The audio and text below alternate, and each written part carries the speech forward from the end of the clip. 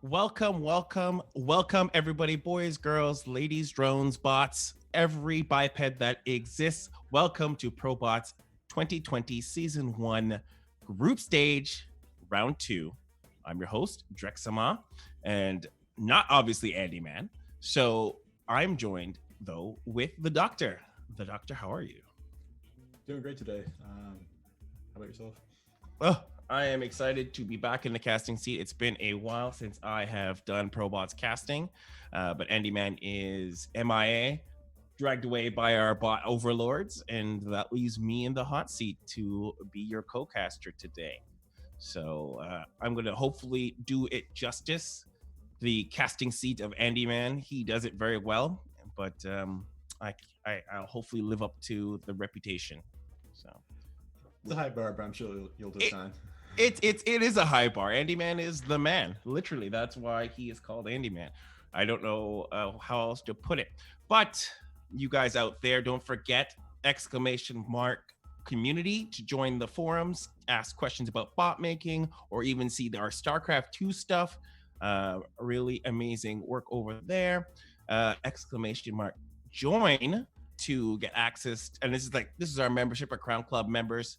That was what kind of keeps a lot of this stuff running. ProBots is funded a lot from our Crown Club members. We had some really awesome support on that end, and that stuff keeps our shows running. And if we do events with live events, that helps fund it. And so !join gets that. Become one of our members, behind the scene content. I also post things about upcoming projects we're working on. Every time we try to do a new project, we post about that. And that's all located behind the scenes. And then obviously just a regular old Twitch sub. So you can throw us those Twitch Prime, and that makes all that magic just as good too. Also, I think before we even get started, hopefully production, if it's okay, we can do the shout out. Will that work? Can we see it? Let's do it. Let's do a shout out.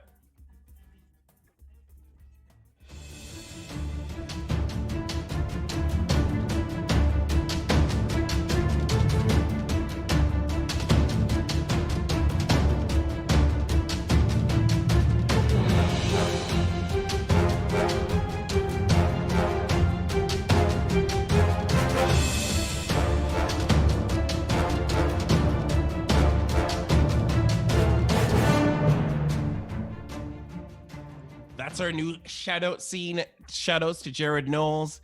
That's one of our Crown Club members. Because of Jared's support, we're able to do that there. And if you want your name to show up as a shout out in our broadcast, just hit !join. All right, enough of those promos, enough of those plugs. Are you ready, the Doctor, to get ready to talk about some bots? Dude, I am so ready. I cannot wait for today. Why don't we take a look at the brackets and let's see what we have for people to see tonight. I think tonight first we have a Gensi bot versus Harvester, and Gensi bot is a personal favorite of mine. I always love to watch him play. He has a spectacular defense. Harvester's a new face, at least for me personally. Looks like tonight he'll be playing Zerg. Is he Harvester a random bot? I don't think so. I think he's always Zerg. Okay, but sure. Today, like I'm sure if you plugged in another array, so at least try. Like it's always a fun thing to do, like with your bot code, just to see what would happen. Most of the time, you don't get very far, like because it would just like freak out. So Gensi bot's a bot coded in Pylon. Does Gensi bot have any kind of machine learning at all? I can't remember. I'm gonna say probably. I think it's entirely scripted, to my knowledge at least. Oftentimes they don't release the source code for bots to maintain a competitive edge, so it can be keep hard it all to secret. Yeah, no, for sure. But it's also pretty rare to see machine learning in bots. It's not super easy to do, and it's not super easy to have enough computing power to get to the point where you get tangible results. Last week we had a pretty interesting bot that was, I think, entirely machine learning, and he learned to do Zerglings. That's the whole strategy. Zerglings. Was that? That was No, that Steve. was. Which one? I'm so bad with names. If you have a list, I could No, find it out. but No, it's all good. We'll figure it out. One thing I do know is that is it Mad AI that has some machine learning in him as well? Mad AI does have machine learning. Yeah. He has a pool of scripted strategies to choose from. Yeah. And he will use machine learning to figure out his opponent's weakness. Yeah, and that seems like the common use of machine learning, at least in the ProBots feed. People will use machine learning to kind of use it to pick out, just pick out random strategies or pick out the best possible strategies or things to do. I noticed.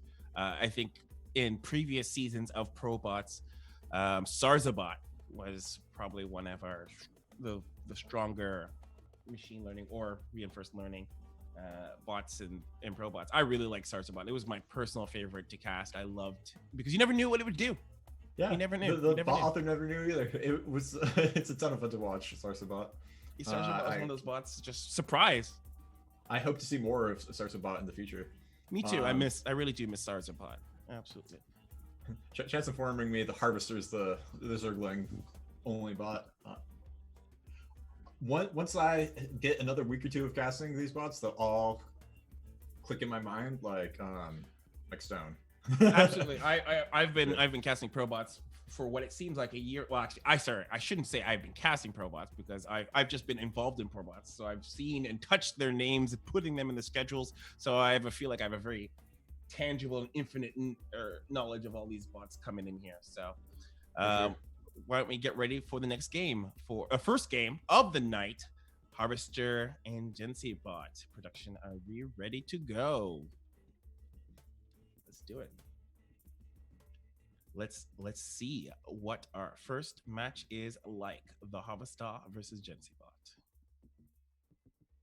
As soon as we want, Letty, why don't you give us a play and let's change the game. Let's see what's Harvester and Gensi bot has to show us. Here we are.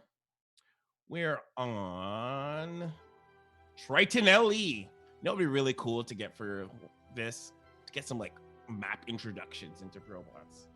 That'd be so spectacular. I'd like to see that happen one day. Just get some map introductions. In your opinion, how much does the map play a part in a bot's win or loss? It's gonna depend a lot on the coding of the bot. Oftentimes, so there's kind of like two categories of maps. Well, a few different categories. The main ones are maps it's seen before and maps it hasn't seen before. Like, if you run your bot on a map it's never played on, you're gonna sometimes get some unexpected behavior. For example, there was two exits of the main ramp, and my bot would wall the one that was just to a pocket expansion instead of walling the one that leads to the enemy phase. And every time I'd get 12 pooled, it would just die. It's like, I tried the wall, you know? So maps can be a big part of it. And if you've tested on the map before, it definitely helps a lot. Okay, so before I actually get into the whole whirlwind, let's get a little bit of introductions in here. In the bottom right-hand corner, the blue Zerg, the Harvester. Yay, Harvester! Yeah, I'm so hyped. Harvester is also reinforcement learning bot. It looks like that. Oh, why don't you get similar to Sarsa? Introduce Gensi bot for us. Oh, top. Sorry, top left in the red, we got Gensi bot. Dude, he's the best. He's like my personal favorite. I purposely like mentioned multiple times. I purposely left him for you. I was like, you know what? I'm gonna let you do the Gensi bot, and Gensi bot already chasing down the Harvester's little rogue drone.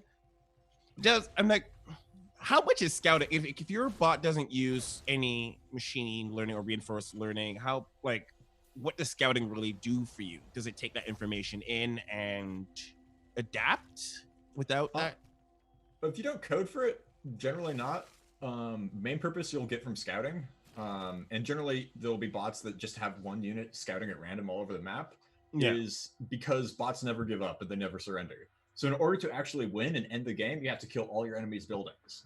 Right. So even if you don't adapt and like react to anything your opponent does with the knowledge, just knowing where all the buildings are is like absolutely critical in order to win the game. Early on in the days of bots or StarCraft II AI, like you'd see your entire army just clump in a giant circle around the enemy's main, and the game would just go on and it would turn into a draw because it didn't know to go kill all the enemy buildings.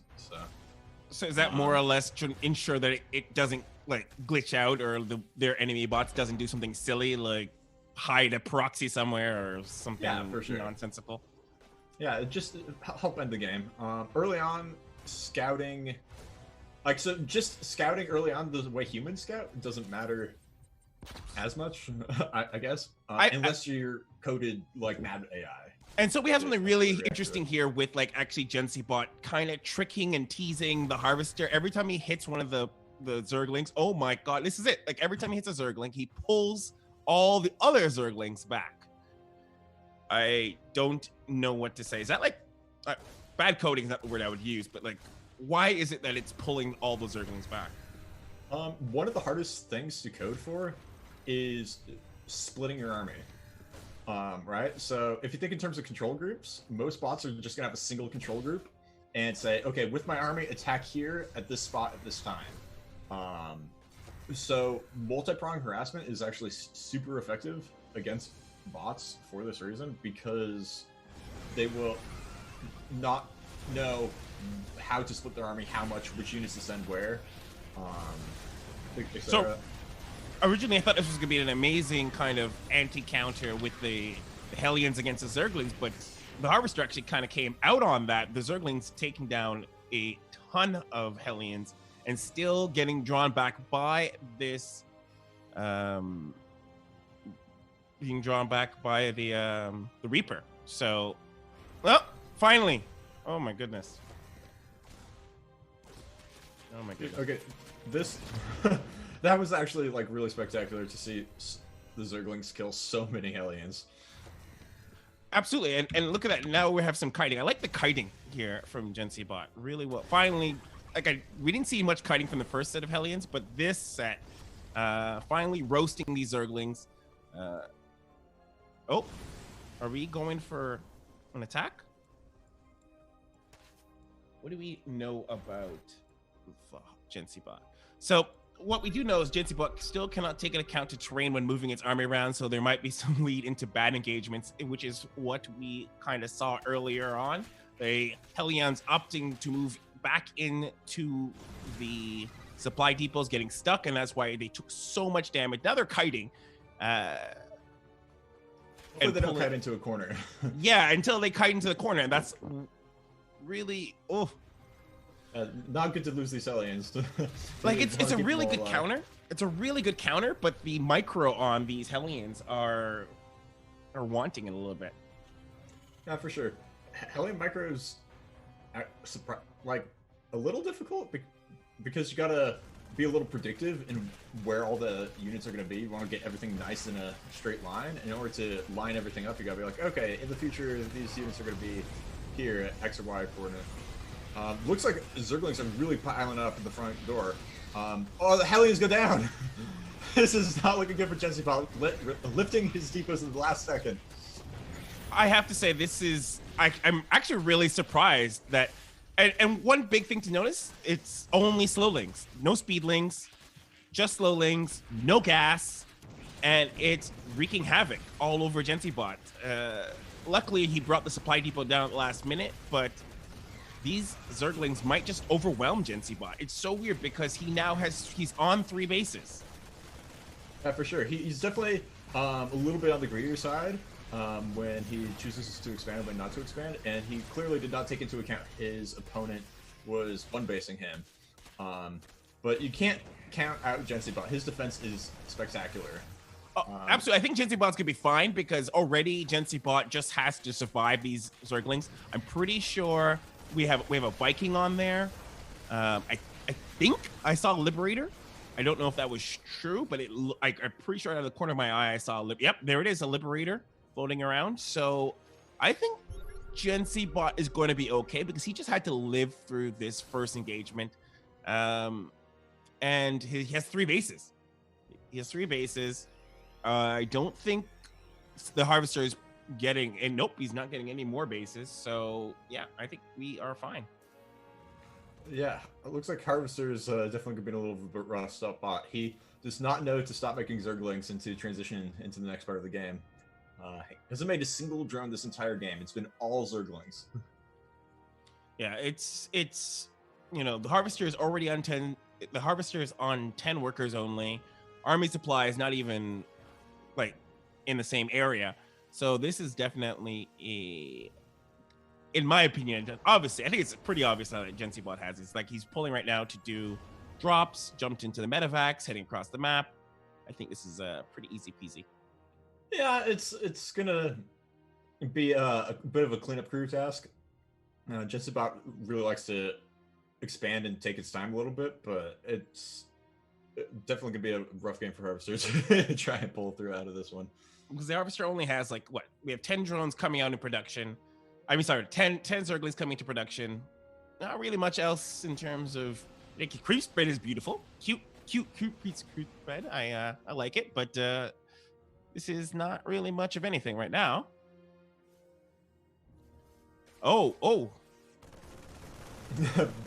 Really defensive pickup there, not losing a single Marine. He's like, no, none of that for me. Sure, one day we'll see a bot that picks up the Marines one by one right before they die. It'll be glorious to watch. I would like to see that kind of micro from a bot. He just picks it up one at a time, kind of like a stutter pickup. Yeah, no, for sure. Like little things like that, I don't know how much will actually contribute to win rate, but things like that are what make bots really special to watch and to build, because those are things that you'll never ever see a human be able to pull off. And if they do, they're probably suffering in the macro or suffering in some other area of the game. And that's it. Like that's what kind of like that's what we're here in ProBots. We want to see these bots style and profile on each other. Like I would like to see some 10,000 APM level micro from these bots to show off really defensive pickups here. He does not want to, like GenCbot does not want to lose a single Marine. It will be glorious if he wins the game without losing a single Marine like this whole time. And maybe he's just trying to maybe he's just trying to be BM that way, right? He's just making sure that he doesn't lose. Oh, killing some of these creep tumors. Yeah, I think he just doesn't want to lose a single. Oh my God, he isn't losing. It's glorious. Okay, how many Marines have we lost so far? I don't think we've lost any. Oh no, that's not true. It's been maybe 1 or 2. Like it's mostly Hellions we lost, I thought. Yeah, mostly Hellions. There we go.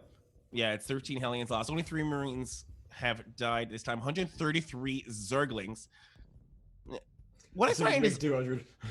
What I find is odd though is GenCbot has opted to attack with just these Marines, and I'm positive there are Liberators being made in the back. There are tanks, but why just these Marines? Like what? Oh, never mind. I spoke too soon. More Marines.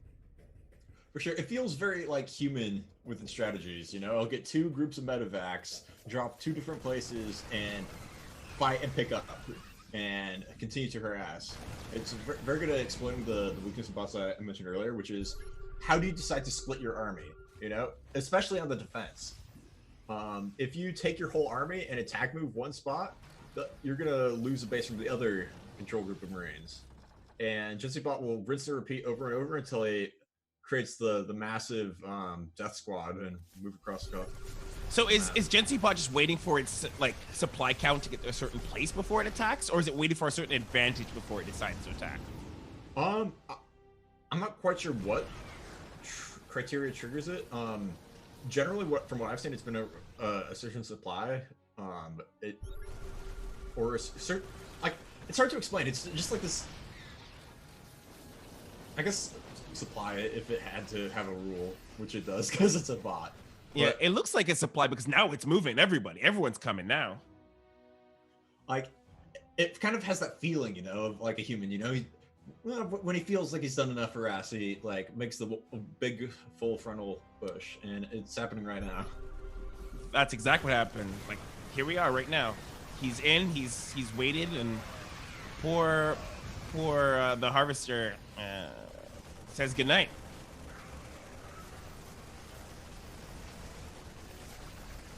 Yeah, it's not looking too good at this point. Well played, Mr. Harvester. Well played. One building remaining. And I think for the harvester too, a lot of this, there was an opportunity, a good opportunity for the harvester to almost outflank, like to. I know, I get it. Like the whole rule for it was to no gas, make as much zerglings, and obviously the creator, I think, was focusing on making sure that it needs to win within a certain amount of time limit, or it most likely will lose. Like that was obviously the coding, I think, is behind the harvester. Like you should overwhelm your opponent really early, and then you've either won or you've lost at this point. But I don't know. I feel like speedlings would have. Speedlings would definitely help, and it's definitely a common weakness we're seeing among these reinforcement learning bots, which is, they don't seem to know to get that zergling speed, and they're like, one thing that's hard to do with reinforcement learning bots is to get them to move past what they call like a local optima, or like what appears to be the best strategy, so for example, I was trying to do reinforcement learning to get Reapers to kite against Zerglings, and the reward structure was, okay, the more Zerglings we kill, the better, and it learned, okay, if I just attack move straight in there, I'll kill Zerglings, and if I don't attack move and move command or run away, then I kill less Zerglings. So it's like, I will attack move straight in there every single time, because that way it gets the highest amount of points, and it doesn't take into account if I retreat, even though that's not the optimal move right now, I could eventually never lose a single Reaper, and it just takes a lot of trial and error to get past that point. You know what? And only because I just really realized that the harvester actually, so it has reinforcement learning mainly for the build order. So we could have actually seen a different build order depending on what it decided. For sure, yeah. Harvester probably has a couple more tricks up his sleeve down the road waiting for us. Oh, okay. So that's okay. So I'm hoping. I'm hoping so too. I thought we were looking at another Paul, like a bot, like it was just gonna be. Yeah, for sure. I really did, and I realized that the harvester actually he's using reinforcement learning, which is really cool. It didn't help it this time, but in other situations we might see a different type of bot waiting for us down the road. For sure, and it'll be interesting to see the frequency of what build orders it picks, because again, like, it might find one that like appears to work against most bots, but that's because bots are like weak to like a drone rush or something, like just because it works against most bots doesn't mean that's the strategy you want to go for long term.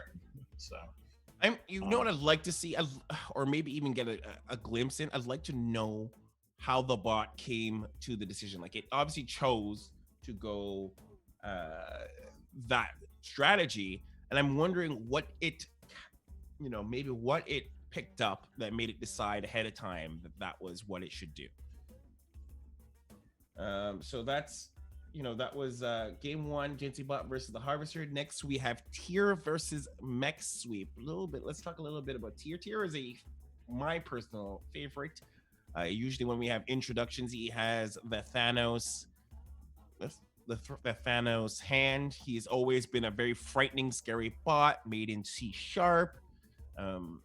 He sometimes is a bot that likes to style on other bots. Like I've seen Tier do a lot of counter strategies to bots.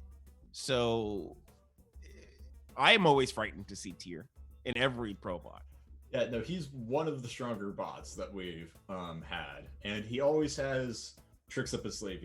Like every time he comes to a tournament, it seems like he has a new strategy that the other bots aren't quite expecting. And I think like Tier has I can't remember if this is correct, one of the most amount of strategies available to him compared to most.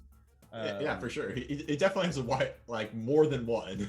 He has probably at least more than 5 or 6. Like he has quite a few. Yeah, he has a whole lot of backup strategies too that allows him to choose. And I'd be curious to know, hopefully maybe we'll get some more interviews with the bot creators. I'd like to know some of the triggers and opportunities that Tier uses to, or Simon uses to use for Tier to decide which strategy is which. Like, because these are all these are hard coded, so he has to make the decision, or he is programmed into his bot to make the decision which strategy is good against, which bot. And I question, or maybe you might know, how much does being, when you're a bot creator and you don't play the game at all, how do you make those decisions? Yeah, for sure. So it's like, like you play the game, right? You play. Yeah, I play fairly well. I'm not grandmaster or anything, but I think there's a certain, play at a decent level. Like, I imagine there needs to be a certain level of, maybe not pro strategy, like you don't have to get to the pro level, but at least a general idea of what counters what, and then what strategies when you program it into your bot, right? For sure. Yeah, in order to make like a good winning bot, you have to understand strategy at a reasonably high level in order to know what to make the bot do in different situations. I think Mind Games just actually told me it's trial and error, so so that probably makes a lot of sense. You just like make them, and you're like, oh, that doesn't work, next. So that totally makes a lot of sense to me. All right, so our next match up, yeah, let's take a look at Tier versus Mech Sweep. I don't know very much about Mech Sweep. What do you know about Mech Sweep? I mean, he probably goes back. If I had to take a wild guess, I don't know too much about it myself. Yeah, we actually don't have any much data too. So probably like sweeping, keeping his apartment tidy. Mech Sweep, he just sweeps and keeps it tidy. All right, so let's do introductions. In the bottom right hand corner, the red Protoss, your god, Tier.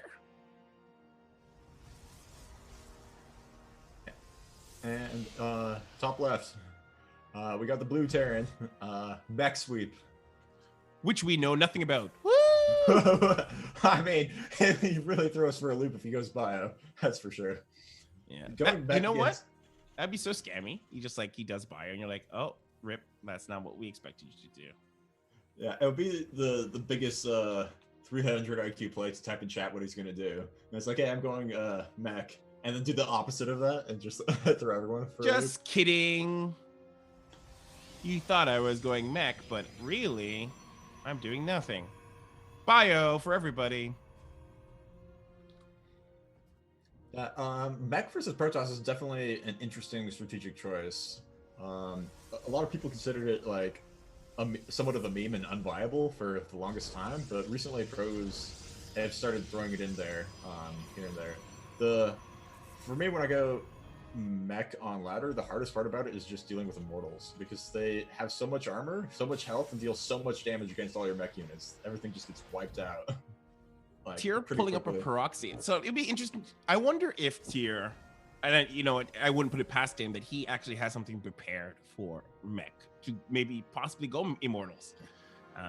We have a cybernetics core thrown down, so maybe we're in that direction.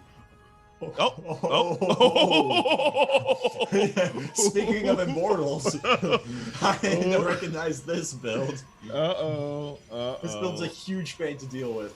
Oh no! It's scouted, so he has a shot. There's a chance like the Reaper's reacting. The Reaper has seen it, so maybe. But the Reaper has left the robotics facility to build, so I don't know what's gonna happen there. Took out a probe that looks like he was going across the map to go build more stuff, probably shield batteries. So that's actually a reasonable win. What he wants to do is deny that pylon, but I don't think he has coding for it right now. No, I don't think. I think Mech Sweep is now going to go try to harass Tier, and these stalkers are going to make quick work of this Reaper if it keeps going. Oh, maybe one more shot. Oh, please tell me that's an immortal coming out. Oh, man, is that? And it's building two of them. I think Marauder's probably pretty good against the Stalker, but once the immortals come out, I know. I think Mech Sweep might be in interesting position. I can't say good or bad, but okay, that was a good win. That's a little good win. Yeah, for sure. Yeah, for sure. Except the Immortal's about to pop out, though. So Immortal's out. Killed the Marine.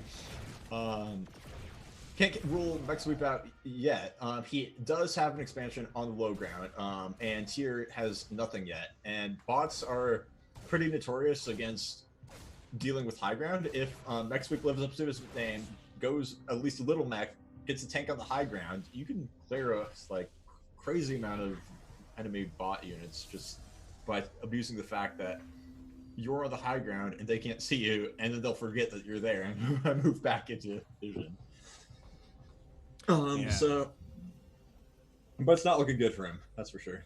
Yeah, double Robo producing these Immortals. I'd like to see a shield battery, but I don't. There is a probe here, but no shield battery being thrown down. So either it doesn't care or it doesn't think it needs it. I'd actually like to know why this probe is here. Yeah, it's understandable why I kept trying to send probes, because they needed to build that second Robo Bay. But why is it? Oh no, no! That's don't siege on the low ground. This is not where you want to be, my child. This is not where you want to be. Do you ever get that feeling you're casting Bronze League heroes with some of these bots? It's like they're like young kids playing. The point we can call like bronze bot heroes. Exactly. Like they're so strong, but they have like the most bronziest brains at times. All the power in the world. Itty bitty living space. Here we go. Ooh, we got some shuttling, but this tank is going to direct his fire to the Robo facility, and Tier might not even care though. It might not even make any difference. He might just clean up all these factories and starports behind, and it might be easy GG. Yeah, it's definitely not looking good. GG. Like Mech Sweep, his main hope at this point is that Tier doesn't know how to make flying units, which I seriously doubt. Well, he's not going to get a chance to get anything out, I think, in that starport, because Tier is already wreaking havoc. And I might say, and I'm going to make the joke, I think Tier just swept his opponent. Oof. Oof. That's a good... It's a real knee slapper right there. If bots had knees. He's gonna bring tears to the opponent's eyes. You know? We're gonna have like bot memes going all night. Thank you, everybody. Thank you. I'm here all night. We took out a Robo Bay though, so silver lining, small victories. Small victories. Gotta take them. Gotta take them where you can. Chat saying they don't understand the joke. Don't worry, chat. Neither do the bots. We'll explain when you're older. You definitely. I can't tell if they're trolling or not, though. You need more APM to get these jokes. All right, resting pieces. This is obviously. Ooh. That's the good positioning we needed earlier. Yeah, I didn't see that coming, but I don't think it's gonna. Oh. He's gonna clear everything. Oh. This is gonna do a lot of damage. This might be problematic. Not enough to really warrant a full comeback, but enough to defend this. And with this tank taking down the Robo facility, this is a weird position because Tier doesn't really have any. Oh, this might be the end. He doesn't have anybody mining minerals, and he needs minerals. Oh no, he does. He has one guy. He keeps trying to repair, but he doesn't have enough minerals. Oh no! Is he gonna survive? It's very possible this will burn down. He's saturating the gases. No, don't do it. Oh no! Oh my gosh! And it goes down finally. So Immortal's gonna pop out here. This is gonna be the up. Okay, what are you doing? Don't shuttle. Oh my gosh! Please, Tier, stop! Stop! Please. I mean, at this point, all hope of winning has gone out the window. I think. this tank is a hero tank. Like, this tank has almost single-handedly brought Mech Sweep back briefly from the Oblivion, but it wasn't enough. It was close. It was amusing to me, at least. That was a very, like, awkward position to be in. That was a very awkward position. For sure. If he was mining minerals and repaired, like, well, no, he didn't have a chance of coming back. But he would have had a tiny chance of coming back. Well, like, okay, think about it. If we play scenario craft for a minute, Tier is the victor. If we played scenario, woo, GG. If we played scenario craft for even half a minute there and had Tier not had the warp prism and brought the units up and instead gone across and ran into the planetary fortress ahead of time, that might have been a problem when he had his economy behind him, right? The ramp also played a big role too, with Tier getting units all clumping up in the ramp and making those siege shots. Yeah, no, for sure. Really juicy, but if he didn't have the prism and attacked front on, it would have been a very different game. Absolutely.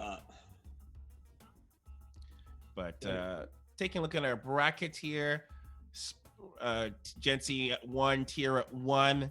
But next is Spiny versus Alert. And I don't know if we know what Alert means or stands for, or if it has any particular acronym name, but Gency is up against, not Gency, sorry. Spiny is up against Alert. And Spiny, as we probably can guess, is a Zerg bot made in Python. So heavily weak against one base Tempests, and his biggest enemy here is Micro Machine. So, I mean, aren't all of us afraid of Micro Machine? I think Micro Machine is definitely one of those bots that people don't want to have to run into. Mind Games also is the creator of Alert. We've seen Mind Games bots before in ProBots, and Rasper, a new bot author to the ProBots series, is the creator of Spiny. So that's anything from you in terms of thoughts or things that you've seen? I want to see the trademark spine crawler push. Is that what Spiny does? That would be cute. Yeah, it's the legend, you know. That it's kind of why he's called Spiny, but it doesn't seem to do it too often. You know, like he kind of plays standard, but like, gotta get this. That's all I want to see. Win or lose, just show us the spine push across the map. Yeah, so Spiny is Spiny's the kind of bot that's gonna make decisions based off of enemy observations. So it's gonna probably scout. It has to scout actually, and make a choice of what it's gonna do based on there. So very simple micro involved, and we'll see how it does. All right, let's get this game rolling and see what we got going. Oh, apparently Alert is random. Artificial intelligence arena bot. That does not make any sense at all. I think only one letter in that group of like words actually comes to Alert. Yeah, I think we went over this last week. Yes, it was last week. Just as hard, and then I'm like, see it again, and I'm like, okay, the first word's artificial, but how does any of this? Well, now we know. Left in the left-hand corner, we had the red Zerg Spiny, and in the bottom right, we got the blue Protoss Alert. The bot with the weird name, Artificial Intelligence Arena Bot, or Alert for short, obviously. You know what? No, I don't like that. We're gonna call it something else. So, Artificial Learning Erect Random Turret. Yes, that's what you will be now. I now dub you that. AI Artificial Intelligence Arena Bot. That's AI, but yeah, it doesn't quite roll off the tongue as well as Alert. I kind of see where he's coming from now. All right, so nothing too crazy from any of these bots. No proxies, so I'm feeling we're gonna get a very standard macro game here on Ephemeron. But Spiny has to scout. So once Spiny scouts, he will make his decision based off of that. So for sure. And I'm hoping spine crawlers, like he's building the spawning pool. That's the first step to building a spine crawler. Come on, spine crawlers. And we've seen some bots in the past of ProBots just do these really wacky spine crawler pushes. They're a lot of fun to watch, but can be sometimes hit or miss. Yeah, for sure. It's definitely a strategy that's kind of binary. Like either the bot knows how to defend against it or it doesn't. Kind of feels like cloaked units a little bit. Like, well, either you know to build detection or you don't. And you kind of have that's actually a pattern in general with AI. I give kudos to random bots. It must be so hard to program a bot that is random. Like 3 times harder. For sure. Yeah, I'd say about 3 times harder. Just pull a number out of a hat. Well, you gotta have like situations for each race, and then you gotta, account for various strengths and weaknesses maps for each race, and so I feel like programming a random bot has to be probably the most monumental challenge when it comes to programming. For sure. Because in order to have build orders against each matchup, you'd have to have 9, and to have build orders against each matchup non-random, you only need 3, right? So that's again 3 times as much work. So that's part of what makes Tyr so impressive is he has like 9 build orders anyway.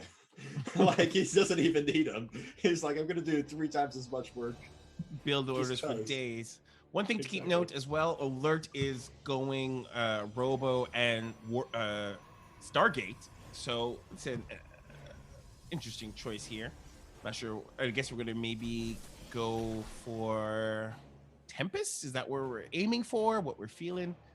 He's pushing something out. He chrono boosted it, but it's not building anything. So I don't know. Doing his best. That's really weird. It chrono boosted the Stargate and chose not to build anything. So then build the Void okay, Raid. Here we go. Void Raid, but yeah, it missed the chrono boost. So clever, but not clever. He tried. All right, well, we have a whole lot of zealots guarding in the base. Spiny electing to go macro, already pushing up on 4 bases, which is healthy. It's very healthy, to support these roaches. Yeah, you could defeat quite a lot with macro and roaches. Oh, well, that's what I mean. Like, if it wasn't for this Void Raid, I would say we'd probably be in a pretty good place. Yeah, for sure. But even with flying units, you can still push through. There was a pretty memorable game last week where it was Zerglings against Void Rays, and the Zerglings eventually prevailed by killing all the enemy buildings. I think, and this is exactly what I thought would happen, is that because I would have said that if Spiny just tried to force using the roaches and killed all the zealots, he might be in an interesting position. But I knew that once it detected air, it would probably send Spidey running back to his base, which it did, naturally. Yeah, for sure. That's definitely the wise choice to make. That's for sure. Because if we get into a situation where Spiny pulls the Void Raids, Alert's Void Raids back to his base, uses the Queen to take out the Void Raid, because Alert isn't really, like, I think it only has the 1 Void Raid. It's I take that back, the 2 Void Raids, and it's not really making another. It's just electing to macro. It's sitting on 800 minerals, and it could make more Void Raids, but no. Well, it needs the gas. Void Raids aren't exactly the cheapest gas unit of all time. No, because we have a High Templar on the floor, too. Not for sure. Hasn't got Storm yet, though. So he's definitely going to need to get that before it's too useful, or build more High Templars and get some Archons. Question is, what is Spiny's answer to the Void Rays? Currently, he seems very happy and content to build non-stop roaches. That is frightening to me. Yeah, for sure. I mean, again, if you macro hard enough, it might not even end up mattering. And he's macroing pretty hard right now. Okay, and you know what? You bring up a really good point where he could just push through it because all he really needs is maybe some hydras. I don't think he's gonna mass the queens up, but right now Alert has 3 void raids on its way, so that could be a problem as we get more mass void raids into this situation. Oh, Spiny. You never fail to amuse me. Oh, there's the Archon like we suggested, so. Oh, that's cute. Yeah, Spiny's denying the enemy third just by pouring creep on it. That, I wonder what he'll do. Oh, is that a changeling? Oh my god, Spiny, you're so clever. Yeah, it's funny. Yeah, sorry. Alert does not know what to do about, because it doesn't detect an enemy, and so now it's stuck in this infinite loop of trying to build this nexus, and I guess it doesn't understand that this Overlord is pooping all over its floor. Yeah, I think it's a Zergling right there too. Oh, there is a Zergling there. Oh my god, I didn't even notice it. It's gonna be the worst place to stand as a Zergling.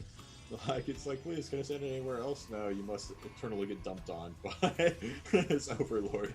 So Spiny actually, so far, has done some of the most, in this season of ProBots, done some of the most unique stuff, because not only has it used the Overlord to deny the third for Alert, it's also sent a changeling amongst the units to keep an eye on things.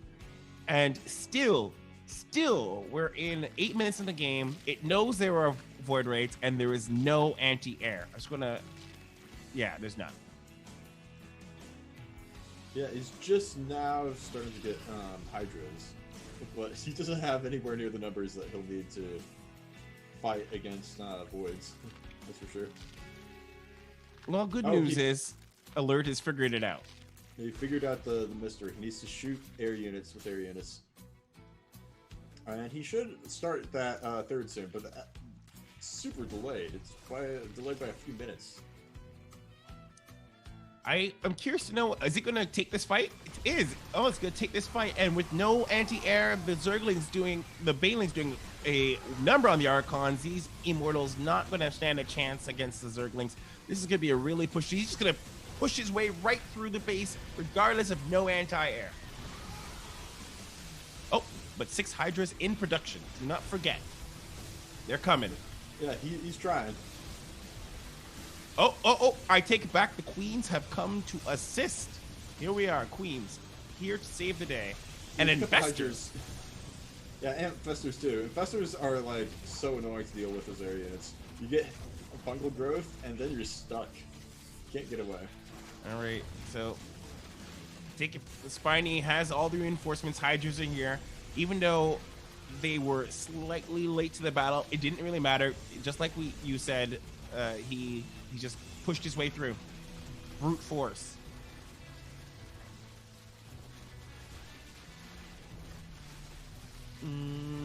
There we go. Spiny. Delicious GG. I like how he's not detonating the banelings against the buildings. He's saving it. He's saving it for a unit that will jump out eventually. Yeah, he's saving it for a rainy day, just in case he needs it. He knows what he needs to do. My boy Spiny.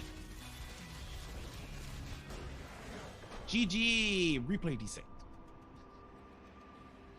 GG. And so I liked how Spiny went about that game. Not so much about the late delayed anti-air, the Hydras, but the Queens kind of made up for it. Overall, solid play. Spiny, our hero.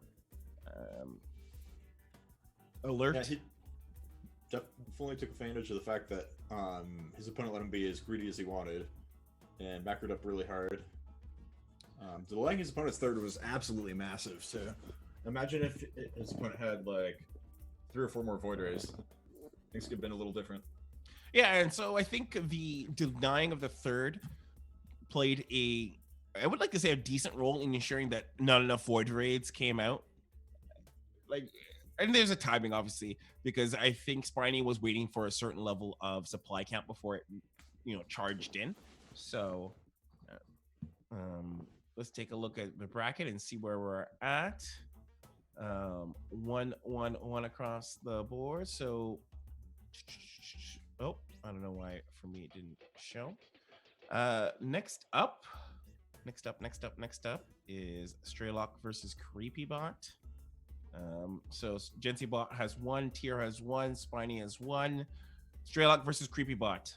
What's their feelings and predictions for this coming up? A huge fan of Straylock. Mm-hmm. CreepyBot has, like his namesake suggests, the ability to spread creep very, very well. And as we saw in the last game, creep is like the enemy of bots. They kind of get stuck in their mind that, hey, I want to build right here, right now. And sometimes they won't know to clear the creep. And even if they do, it takes time. And you have the serious potential to delay your opponent just from the existence of creep. I think Straylock's going to know to deal with it, but we'll see it. So yeah, Straylock is coded in Python, made by Armageddon, also named after a pro player named Straylock. And CreepyBot has been, I think actually both of these bots have been in the previous seasons of ProBots, so they're not new to our little arena. But we also don't have any current up-to-date information to know what they're going to be doing this time around. But it doesn't matter because CreepyBot, as his name suggests, will probably have something to involve creep. So Strap has a wonderful Cyclone build too. That I hope to see. It's my favorite build that he does. Anything involving Cyclones is like my favorite thing to watch with AI at the moment. I'll probably change Cyclones? soon. Yeah, Cyclones. You lock on, you run away, you lock on, you run away, and you get lots and lots of value out of it slowly over time. If I was to say right now what I'm looking forward to is Tempest. And oddly enough, I have not seen any. And, this, like, I want to say 2 seasons ago, Tempest was super crazy popular. Every bot maker was going Tempest. And I'm guessing, obviously, since the patches have recently had an effect on some bots, that I haven't seen Tempest at all. So, yeah, I'm surprised it's gotten less common. Yeah. Sometimes when things get very popular in the bot community, everybody just learns to deal with them and it becomes weaker. And by extension, people do it less. Yeah, and you know what? That's healthy meta, in my opinion. That's For sure. how meta should work. Like, Yeah, that's game theory at the best. That's game theory at its best, right?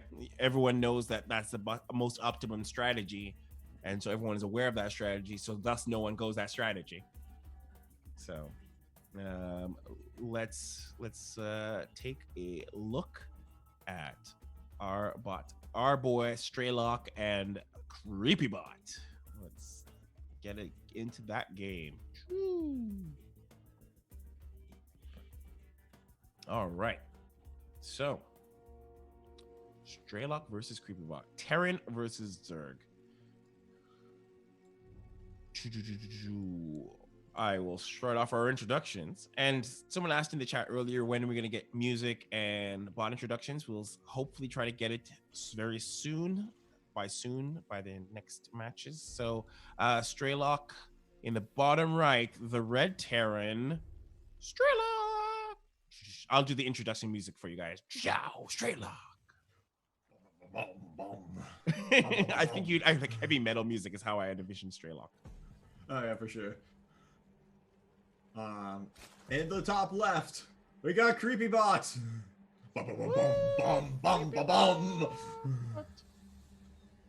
So yeah, for those who don't know, ProBots generally has a little intro music and bot images for the bots intros. We've done a lot of changes to our production and our production backend. So we are slowly rolling out changes that have been in previous. We're slowly rolling out changes from the old ProBots stuff, like introductions, and I think it's something we can hopefully see for next week, because I think we've stabilized, barring certain things from today, stabilized a lot of the production system. So You guys can hopefully look forward to some bot introductions very soon with intro music. I cannot wait. It's gonna be glorious. I don't see anything particularly special about what's going on here. Oh, Straylock is not building anything. Is that okay? Never mind. I was like, main thing to note is he has 2 workers on gas. Not sure if that's intentional or a bug. Getting the right number of workers on gas is really annoying to do. He might be just optimizing. Yeah, no, for sure. And if he is, that kind of limits the amount of potential builds that he is planning on doing. Okay, never mind. It's like because he has 4 on. Okay, never mind. He has 4 on his other gases, but they're off now, so it's back to 3. It's healthy. Yeah, I mean, he's doing his best here. Come on, my boy Straylock. I believe in you. You got this. ProBot taking expand at nice standard time. So seeing a first Hellion out now. Straylock favors getting. Looks like he favors a single Hellion out before getting the reactor Hellions. Slight deviation from what I would consider to be standard play, but kind of minor. Sure likes pulling up his minerals too. I want to see like a triple expand like right now. I find it interesting though that none of these bots we've seen so far have opted to be more. What was that he just placed down? I thought I saw. Is that a factory? Nope, that is not a factory. That is a. Oh my god, what is it? The thing for BCs. My brain just stopped. A fusion core? Fusion core. Fusion core. He just threw down a fusion core, so we might be seeing some BCs. Actually, you know what? I'm pretty sure we're going to see some BCs. We're going to see some BCs. I'm feeling it. But he is definitely needing more gas than 2 on each for BCs. But I think I would have liked to seen an expand for that because these bots are playing very greedy. Like no one's being aggressive. No one's aggressively pushing these days. Like we saw a little bit of Reapers. We did see Tier do a proxy, so I I'm not selling them short, but everyone's kind of giving each other time to build up because Creepy Bot is already pushing 3 bases, unopposed, no problem, and Straylock is going straight to BC. So Yamato Cannon being researched. So. Whew. That's a strong indicator of BCs. Not sure yet. You know, he might just be getting doing some research. You got to pay the scientists to do something. You know? Yeah, he's spending that gas. What I not too sure about. I think an expansion would have probably been more healthy for this, but I do have I'm synced pretty good. It says I'm synced up too. I just refreshed the page just in case. So these Hellions are all over on patrol. Okay, so these guys are Straylock is floating a ton of minerals, clearly saving up for the BCs. But I don't know, this production is very weird because he doesn't have enough gas to support what he's trying to do. This is almost certainly a bug. He has money for even more Hellions. Okay, here we go. Finally. Production. Now we went for that. I find it odd though that he, I guess it makes sense. He didn't want to he wanted to invest too much into it until he knew. He wanted to, I guess the whole idea was to rush a BC out that would take down the average small amount of push from somebody. So. Yeah, for sure. You get a BC out, you can defend most anything. Just right? Not even Queens will take it down because you got 50 SCVs all repairing it at the same time. So, but right now, CreepyBot has a pretty decent chance of not destroying this BC, but at least causing some problems with Straylock's economy. Or maybe he will destroy this BC. Eventually. He's gonna have to repair it, and he's definitely getting closer to the base where repairing is possible. But CreeperBot's Muta Micro is on point. He is not lost a single Mutalisk so far. Oh, until now. Oh, yep, until now. Ooh, these mutas are going to be. These are a lot more mutas than I was expecting. This is going to be problems for this one BC. But we now have a. Oh.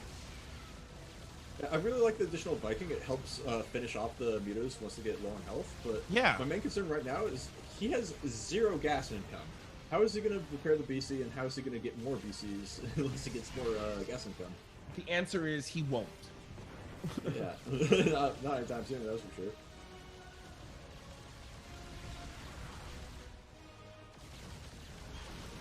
$22. I'm gonna have to 27, 28, 29. Yeah, okay, I'm up 30. I'm up there. All right, I'm fine. Well, this did not work out too well for Straylock, because I think the VCs was cute. It made a lot of sense, but the econ wasn't there. The macro wasn't there. Yeah, I think his bot bugged out a little bit, which is you think so? Yeah, it happens sometimes. Like, generally, bots will do a good job spending all the minerals, but like what they'll do is they'll plan for certain things, and they'll be like, okay, I'll set aside this much minerals to save up for a command center. That could like bugs out, and it'll be like, okay, I have this money set aside for a command center, but it never builds it. Then you're just going to pile it up and not spend it. It'll be effectively like it's not there. It looks like whatever was holding it up got resolved all at once, and he suddenly built a command center, another starport, a refinery, like, and everything all happened at once. I'm like, oh, well, there it goes. Okay, that made sense. Because I feel like, because at first I was like, why is it banking these minerals? Because I thought at first it was just maybe, not bad, like just a weird way of building, right? Because I thought it was rushing up the BC to be sort of a protectorate, and then it was just squeeze out these like BCs one at a time. And I was like, oh, that's really, really, really weird. Yeah, for sure. It's my take on what happened. I think. Oh, where's this command center going? Yeah, he's trying to escape. The stockpiling minerals is a bug that can happen, but you gotta be like, it's necessary to have that code in there too, because if you're like, okay, let's have a set of rules. If I have 150 minerals, I'll build a barracks. If I have 400 minerals, I'll build a command center. You will always build barracks. You'll never get to 400 minerals because the second, like 150, you hit 150 minerals first.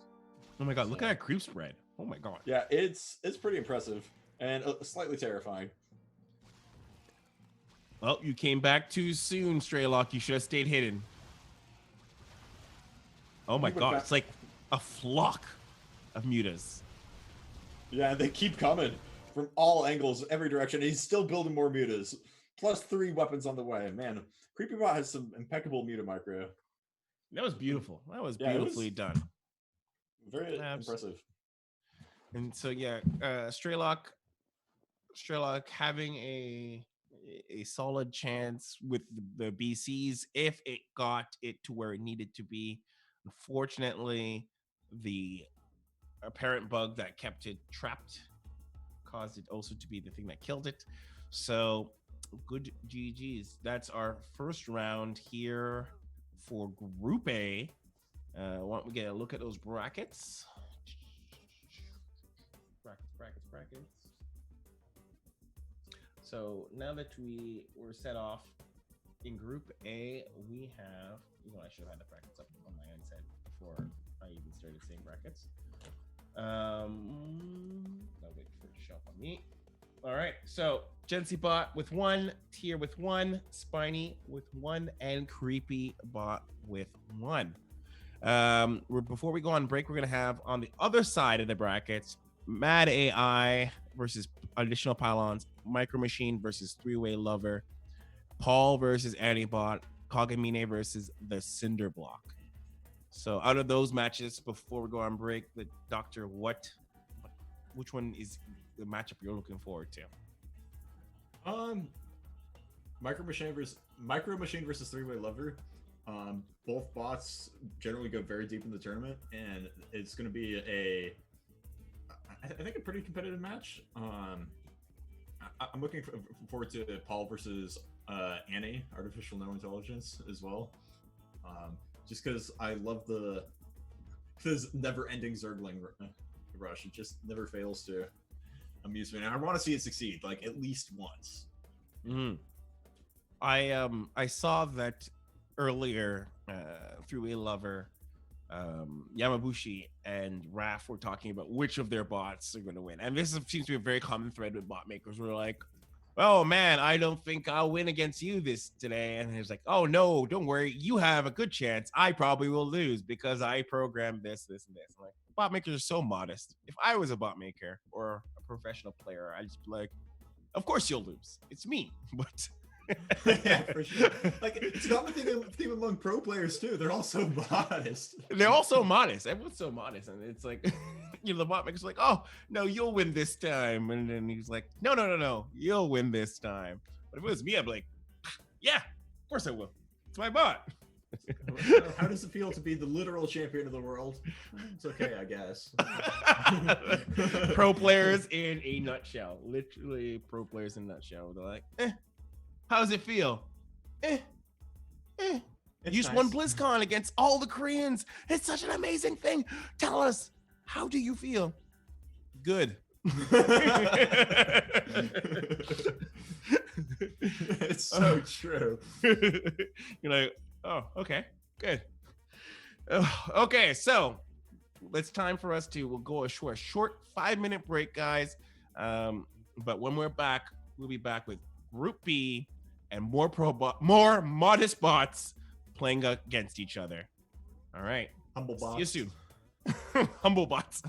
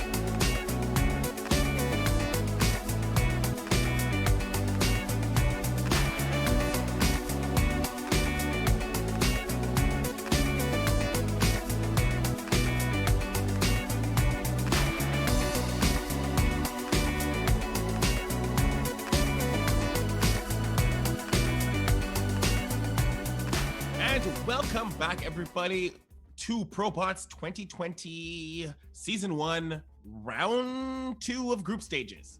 We're back. I am your host, Drexama, the one and only. Obviously, clearly not Andy, man. And I am joined here. Well, just in case people mix it up, right? Maybe I look a little like him or something like that. Just a little bit darker. And I'm joined here with the Doctor. Well, I'm We've the been- second best botcaster, apparently. I linked my friends this chat, and like they're like, "Hey, yeah, you're my second favorite caster." I'm like, "Yeah, thanks, man, thanks." And now I see it here too. And I'm like, "Wow, thanks, guys." I appreciate it. Fills my heart with warm fuzzies. We like to make sure that people get the opportunity to not mix things up, right? You guys don't get it twisted. I'm not Andy Man, and he's the second best botcaster. Yeah, you should put me in my place, that's for sure. So there we go. We make sure that everyone knows what's going on. So yeah. So before we get started, everybody, if you don't know how you guys can support ESChamp and keep these things going, !join. It gives you access to our Crown Club.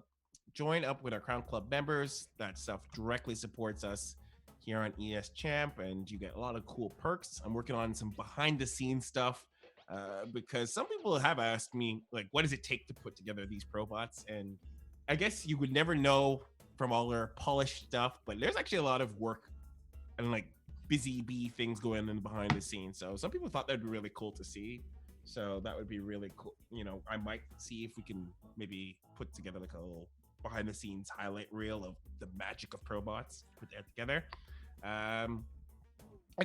!community. We put together a new forum somewhere for, you know, fans of ProBots, fans of our StarCraft stuff to kind of gather and talk and share information. So we put that together. And another way to support is just, you know, even Twitch Prime or Twitch sub, that kind of stuff really helps out the production and the channel. So, but why don't we do a shout out? Let's shout out one of those members, those really awesome members. Hit it. Production.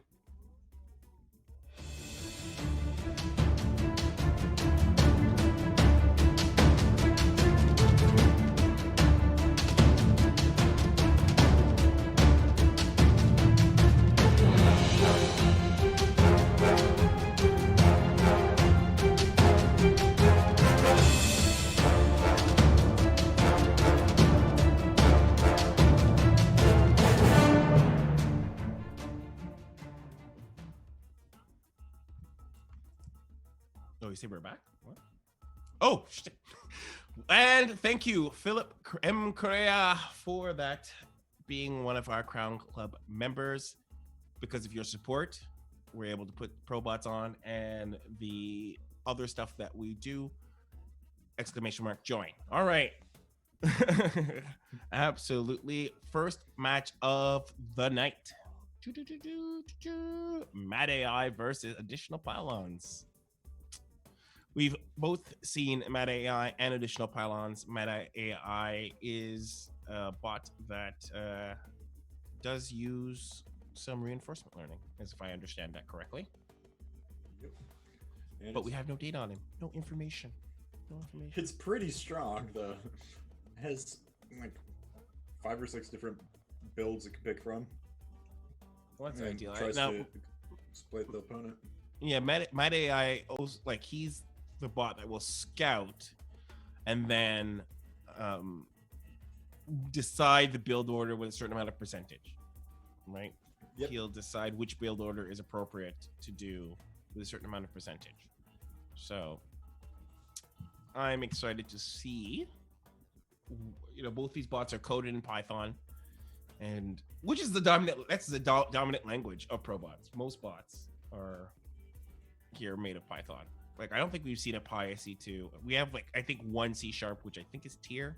So tier C#, and I think the creator of tier helped implement the C# API for making bots in C#. So naturally, he would make his bot in C#, practically showing off. For sure, and he's definitely a good guy to go for questions about how to write a bot in C# too, considering he helped make the tools. Absolutely. So let's talk about this matchup before we get into the game, and what are we feeling here? What are we feeling for this matchup? Oh, well, I mean, I think ProToss is going to win this one. That's naturally. Gut feelings. I think Meta AI can do pretty well with the reinforcement learning. Can't count additional pylons out, but Meta AI does surprisingly well. Oftentimes, the build order it chooses feels like the wrong one, but it still manages to pull out a win, which is really fun to watch. And Meta AI also went pretty far in the AI ladder community tournament, getting all the way to the round of 4, I believe. So that is I like that how you worded that. That makes a lot of sense because like it'll do these builds and you're like, that doesn't seem like that's gonna work at all, and then it wins and you're like, oh well, clearly you knew what you were doing. I mean, yeah, like it won. That doesn't necessarily mean it was doing the right thing. You know what? That's a really good point. Just because it won doesn't mean it actually chose the right thing. You know, 1,000 things could have happened that could have allowed it for wins. Okay, so once we get our games, it still wins. The games are always fun to watch too. So absolutely. Why don't we get our match started up here now, and let's get started. I'm going to definitely say I feel like Mad AI is my favorite to win. Any bot that uses any reinforcement learning or machine learning is going to be my ultimate favorite. Ultimately, I'd like to see a ProBots where most, if not the majority of bots have machine learning or reinforcement learning. In the top left-hand corner, the red Protoss, Mad AI. And on the right side of the map, somewhat towards the bottom, in the blue, we got additional pylons. We had to make sure the coordinates are as accurate as possible. Exactly, no, for sure. Otherwise, how would they know where to look on the screen? You know, like it could be anywhere on the map. If I don't specify towards the right, a little towards the bottom, they just won't know.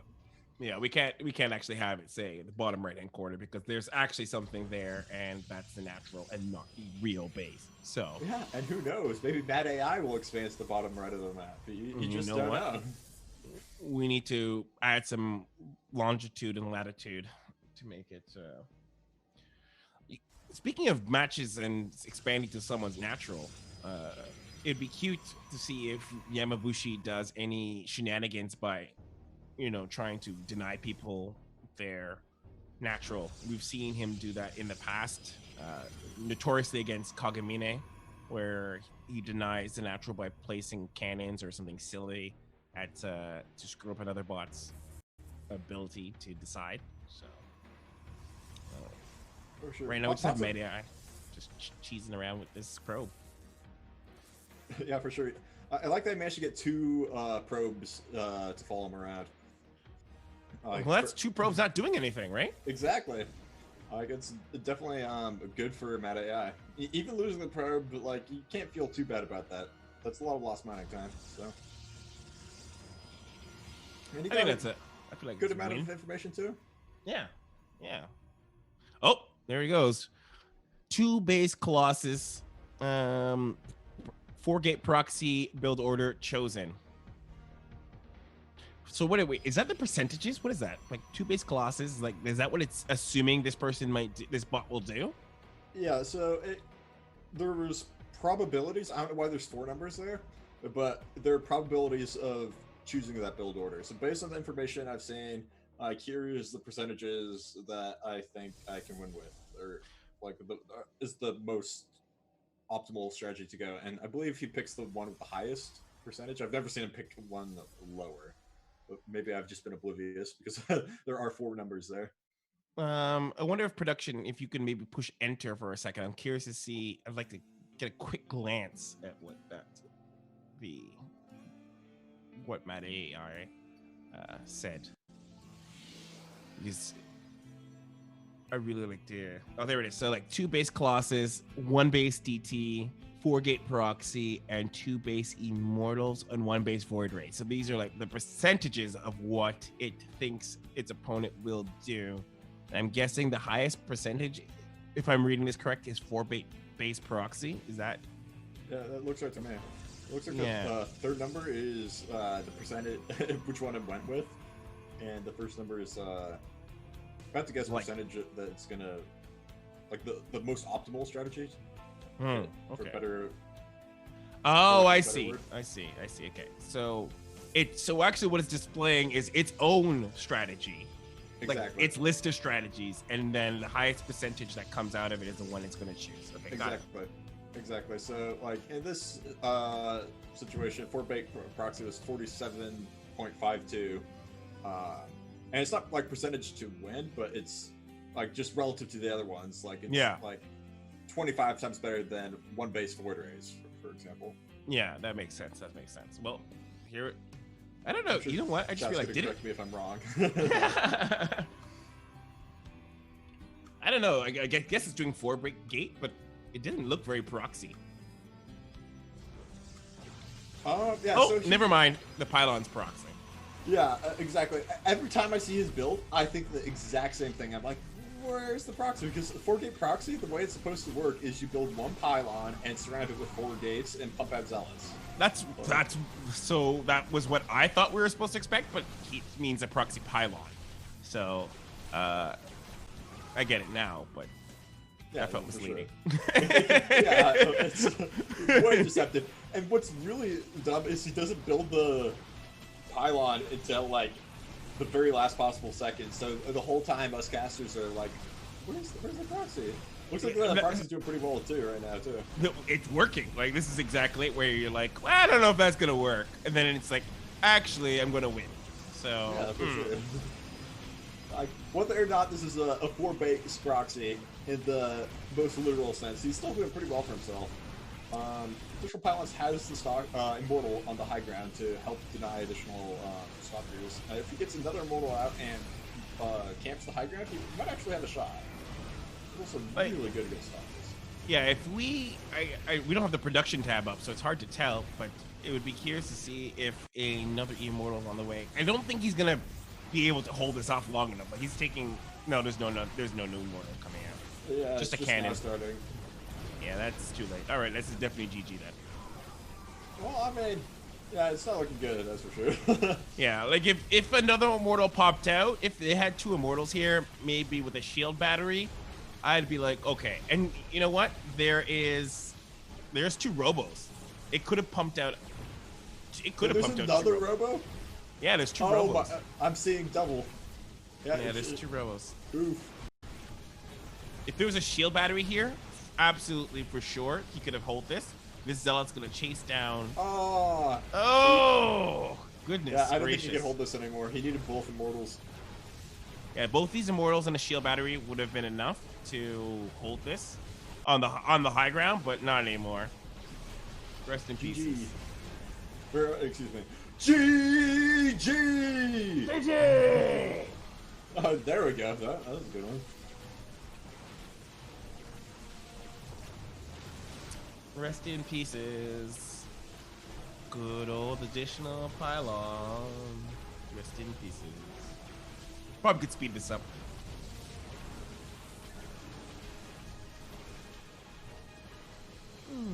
Yeah, if he additional pylons just started the Immortal a little sooner, you know?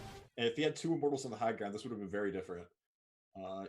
Trying to get up a ramp with 2 Immortals defending the high ground is like really difficult. Like, I mean, yeah, exactly. Like, for humans. So. Absolutely. So if he had pumped out, let's put the shield battery away for a second. Even if he pumped out that second Immortal, Chrono boosted it out, 2 Immortals kiting those stalkers, easy peasy, because these Zealots were getting all wrapped up in the probes and all sorts of nonsense. So two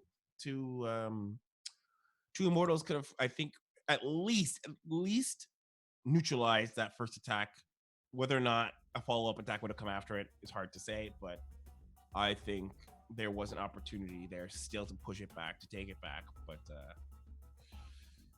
That's Mad AI. Mad AI gathered the percentage and was correct. So, poof. Yeah, he That crushed the was- numbers. Crunch Won numbers. today. So far, in overall in the series of ProBots, I'm pretty sure. I think we'll hopefully get another bracket visual later in ProBots where we can see how the bots are doing overall in the season. But if I remember correctly, Mad AI right now is 2 for 2, so it's really good overall. His percentage ability to decide what's a good strategy is working for him. Next up, these are Titans. We got the big boys. The big boys, Micro Machine versus Three-Way Lover. Man, every time I think of Micro Machine, you know what I think of? I think of those toys, cars. And Oh, really? Like yeah, the little wind-up ones, like where you just like yeah, you pulled it back and it's like that's what I think of. Or you put it on the slide and it shoots over and stuff. So that's what I think of when I think of Micro Machine. Did you ever play the game Incredible Machine? Or like where it's just you make Rube Goldberg machines? No, but I did play like this Micro Machine for the I think it was a Micro Machine game specifically for like the NES, and all you did was just race around you raced around, but you raced in like kids' bedrooms and there was all sorts of different. Oh, I think I actually know. Well, you said NES, and now I have no idea. Or maybe it was a Super Nintendo. It might have been NES. I might have For mixed sure, up my system, so it might be a Super Nintendo. I think it was a Super Nintendo. But yeah, that's what I think about Micro Machine when I think about that. Three-Way Lover, notorious for tricky and meta-like builds. Three-Way Lover in the past, made by Yamabushi in Python. Naturally, his bot that he is afraid of the most is, guess what? Micro Machine. Yeah. Aren't we all? So what he's known for is skipping his natural. He does this little weird thing where he goes to the natural and goes for his third base, and sometimes tricks his opponents when they're looking. They go there looking for what Micro Machine should be his natural, and they're like, "Oh, he's just on one base. I'll leave now." And he's like, "I actually tricked you. Haha! I released my trap card. I am actually on 2 bases." So we'll see. For sure. I haven't seen him do that in a while, but it's very effective sometimes when he does. I haven't seen it catch any bot in a while, but I think last season he did deploy it a couple of times. So why don't we get this game started and see what Micro Machine has for us in store. All right. So, well, I'm hoping in terms of ProBots' future, we can get some stats that we can display where we can be like the percentile likelihood of said bot beating said bot. Not for like people's gambling purposes, for sure. Yeah, no, it'd be good. Like just like historical averages. Yeah. Like, in ProBots, Micro Machine is beat Three-Way Lover is 3 Maybe times. not even ProBots, like across all the for bot sure. Like, competitions, right? Everything ever, too. Yeah. Like, that'd be really oftentimes cool. both numbers are displayed. We can have like the whole screen filled with numbers. Well, watch me, Doctor. Just watch me. I can't wait. I'm gonna put as many numbers as like 100% fine and just numbers. But yeah, I mean, it would be cool to know, on SC2 AI or AI Arena, the likelihood of Micro Machine beating Three-Way Lover is blah blah blah. And you know what? The next step is that we're gonna run a 24-hour stream where you guys can bet on the bots. Bet. That'd be fun. I'm kidding. Terms of service. Yeah, All right. Some cool stuff are happening. So we'll do like intros in the top left-ish corner. Blue Protoss, Three-Way Lover.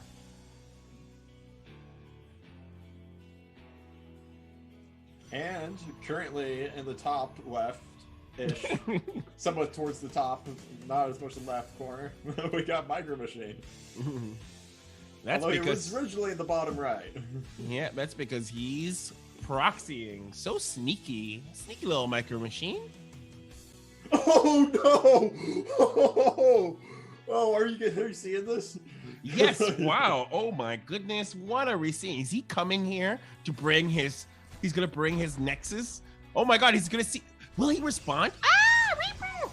I thought the grenade was going to deny the probe from seeing the. I thought so proxy for a too. second. I It would've been absolutely so good. I absolutely thought that. I absolutely thought that. So you were just talking about three-way lever getting his third away from his natural. Well, that's it, right? That's what he's known for is or not known for, but one of his specialties is getting his third in his natural. And this time it really helped him out to see this proxy, though he isn't really responding other than this Nexus being built and possibly being killed. I don't know. Where are we right now with this? Because, oh, here we go. We have Marauders coming out to take down the Nexus. Probably going to succeed because there's nothing else contesting. And Reaper being cheeky in the main. Yeah, this expansion there is actually super good because he's just going to buy so much time, you know? Like, he's built the proxy Marauders, but he isn't doing anything with it other than, like, just attacking a base that he actually doesn't need to attack. This would be so good had this Nexus not come down, because those Marauders would have decimated those Stalkers, right? Because now he's just buying time. He's buying himself the time he needs. And is he pushing out a Immortal? No, he's kind of boosting an Observer. Yeah, I really like the refinery placement, so he's definitely committing to being in the three-way levers third. Like, I guess he was gonna build a base here. It was like that was the original plan. Yeah, so he needs the Immortal and the shield battery, like yesterday even. Yeah, that Immortal. I actually thought the Immortal was gonna come out first. This is actually this may be the end for the three-way lover. I feel like this is GG, unless this Immortal comes out and starts doing some magic. Okay, maybe. Yeah, as the focus firing. Well, he got two Immortals, but oh as the no. guy who does a lot of Marauders, proxy Marauders, this game's pretty over. Oh no. Well, rest in pieces. Rest in pieces for sure. No shield battery. The Marauders got up to the main. He didn't buy quite enough time with that natural on his third. He pumped out quite a few Marauders. Micro Machine's even turning into Macro Machine and following up pretty strongly. Well, that worked out. That worked out pretty well in the favor for Micro Machine. Wow, absolutely decimated. Some of the Marauders aren't even attacking; they're just kind of patrolling back and forth. No, they don't have to at this point. Yeah, no, the game's over it. Three-way lover has no money to even build more probes. So Micro Machine could just like patrol across the map and just eventually kill everything out. He can win with planetary fortresses only at this point.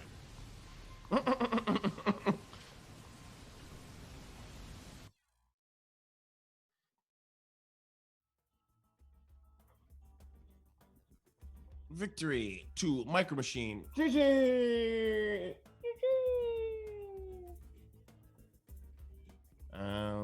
Wow.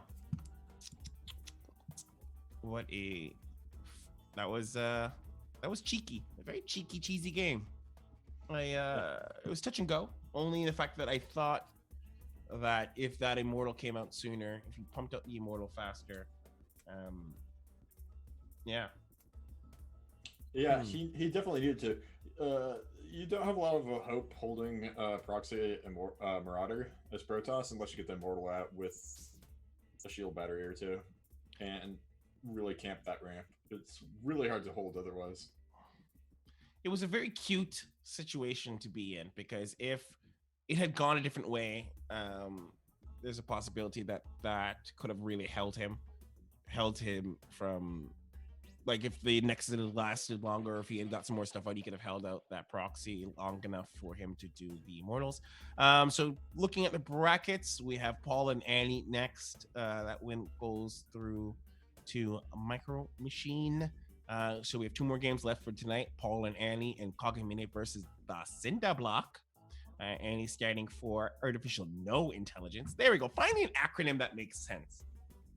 Please, alert. Learn from this. It's amusing to me. Artificial No Intelligence, Annie. Like, I thought it was anime, but now it's just Artificial No Intelligence. We already have one anime bot, and that's Kagami. So no more. Good one. No more anime bots. Only one per ProBot season. I'm gonna name my bot Anime Bot. Anime Bot. Paul is kind of notorious for just building Zerglings, but he also had like a proxy Nidus one time, and I should say he only, in the first time we saw Paul, he only built Zerglings. In the next season, he did more, and he did a really cool proxy proxy Nidus, not proxy Nidus, just in Nidus, I should say, which was really, really, really awesome. I loved it, and I hope we see it this time. I haven't seen it since. We've only seen it one time in all of ProBots, and he is made by I Don't Code This Game. And when I first saw Paul, I actually thought that the creator's name was Paul, and he just didn't put the bot's name in properly. But that is not the case. The bot's name is just Paul. I don't know why I find it so funny. Like, I wonder if it's named after, like, I think there's a movie with Simon Pegg and like Nick Frost and an alien named Paul, and I think that might be what it's called, but I don't know if that's the case. Like, I'm just reaching here. So, I mean, we could have named his bot Steve, and then we'd still be scratching our heads. Well, why don't we get that game started? And so we'll banter just a little bit here while we wait. Paul. I think it's a tribute to artificial intelligence, right? Like, so rather than giving bot names of robots, we're giving them names of humans because they're that human-like now. They're that artificially intelligent. I think it's a shout out to Korean players, because Korean players just name themselves random objects. Yep, that's good. We're ready because, like, think about it. Nestea and like Zest, and so bots should just start calling themselves humans, right? Like, as a tribute, the reverse, right? If humans will call themselves inanimate objects for their bot gamer tags, why not bots call themselves organic objects? All right, this is like the right bottom corner. Paul. This is the right with a little bit to the bottom. And on the left, with a little bit to the top, we got Annie Bot. Artificial, no intelligence. I think that's just trying to psych us out. It probably has a crap ton of intelligence. Yeah. If you're really smart, you'd probably say, like you had no intelligence either. It's just, once again, the bot author is being humble, you know? Yeah, I'd imagine that's what. So, Annie's strongest during late game and really good against TVT. That's a little bit of Timbit there for you out there. Made in Python. Biggest weakness is early game aggression, and it cannot counter most early aggression. And it's also passive until late game, which might not serve it very well against a Zerg. This might not be a good matchup. Yeah. It's definitely not the matchup he wants. It sounds like he wants a TVT. Yeah, that's what he says. It's really good at TVT. Its favorite bot to play against is Gen C bot. Oh, really? Yeah. But unfortunately, this is not Gen C bot. This is Paul. That sounds like a personal challenge right there. I can't wait to see Annie bot versus Gen C. I wonder if we can maybe like make the bots like UFC level, and he like calls him out, or even like WWE and the bot creators like, Gency bot, I'm calling you out. Meet me on Disco Bloodbath at 3 o'clock, or else I'll destroy your code. So, oh, shout outs to Just Dusty for bringing up that subscription, 10-month subscription. Oh, nice. My hero. That's a lot of months. Looks like Antibot just barely missed the Zerglings when he moved out with his Reaper, and he might deny this expansion. Yep, he does. Brutal. Successful expansion denied. Hasn't canceled it yet, but he's lost half dozen workers now.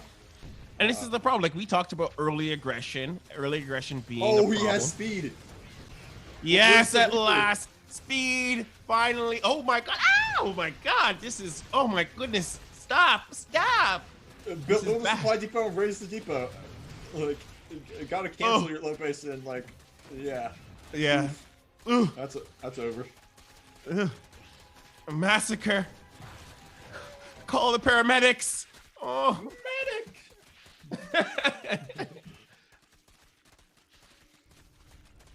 No, That's is my that like impression of one of these StarCraft units? Isn't that like the medic that actually makes that sound? It actually is. Oh, medic. Oh. Like, someone grab a medic. I like how it's like just implying that they're not actually good at their job and they need someone to like heal them. Yeah, someone else save me. Rest in pieces. Okay, well, this is legit the thing that Antibot feared the most, which was an early aggression, and yeah. Oh, it's gonna burn to death. Ah, run! Nope. GG. GG. Easy Bugattis for Paul. If bots could drive Bugattis, that was an easy game. Exactly what Antibot didn't want was an early game push, and realistically, that was what I think a lot of these bots would not fare well against because they play very greedy. Sure, I think that's part of what's made Micro Machine so successful. Is his aggression? Exactly. Oh, absolutely. I agree with you 100%. His aggression.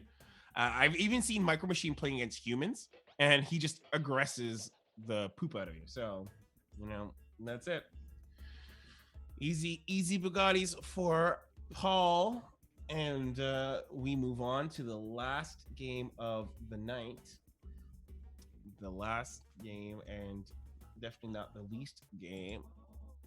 Kagamine versus the Cinderblock. So Kagamine, I actually don't think ESChamp updated this version of Kagamine from like the past season of ProBots. So I'm pretty sure this is like, I actually don't know if he updated this. I don't even know if he updated this week. I think it's just literally December's build of Kagamine. Still won last week against Yui Lover. So, Rin has some spice to her. So he's done a lot of work on the Protoss version of Kagamine. Oh, we'll probably see that eventually, but okay. I don't think he's been working as much on the Zerg version because of that. Is the Protoss version playing in like SC2 AI or any of those places, or what's the deal? So far, it's been the Duke Nukem Forever of AI bots. I'll see it eventually. I just haven't seen it yet. Oh, okay, all right. You're just missing. Just MIA. Haven't seen it compete yet, at least. Oh, okay. So we got a ZVZ in human, and usually for me, watching ZVZ from humans are extremely boring. I find like my eyes glaze over anytime I watch any ZVZ in like StarCraft. But in bots, I actually find them far more interesting. So luckily, this is a bot game and not a human game, where I would complain. So here we are. I felt the same way that you did for human games for quite a while, but I think Rainer and Cyril kind of spiced it up a bit. I know. I agree. Like, people say that, and a lot of the people in our Discord will obviously poop on me because they think that I am a Zerg hater, and I'm a dirty Protoss, which is true. It's totally true. But I find Zerg versus Zerg games boring. But this is a bots, and bots can make things so much interesting because they don't care about the silly meta, and we don't have to watch roaches versus roaches. So exciting. Here we go. Why don't we get this game started so we can not see roaches versus roaches? Cinder block. What do we know about the cinder block? So the cinder block, I know off the top of my head, is like the child of the brick. And Kagamine is the precursor to HJack's AI. But other than that, in the top left-hand corner, literally this time in a corner, Kagamine! Fun fact, she's actually also a Vocaloid. Yeah, literally anime. And in the bottom right, in the blue Zerg, we got the cinder block.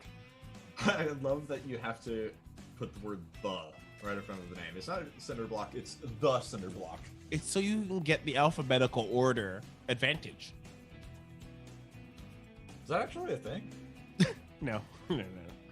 I mean, it hasn't been a thing that's affected me in my life at all since like elementary school, when I went to a school called Woodmore, and we were always last at everything. And we all secretly wished we went to a school called Aardvark Academy. Like, it didn't exist, but we're like, with 2 A's at the front, like, how could that go wrong, you know?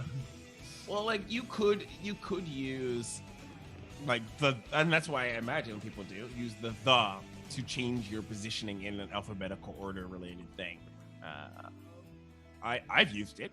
Sometimes people put that in podcasts, and I think that's annoying because if you try to search it, you're like, it doesn't show up.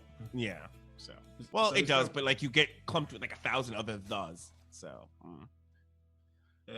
we've gone from the third letter in the alphabet to the teeth letters of the alphabet.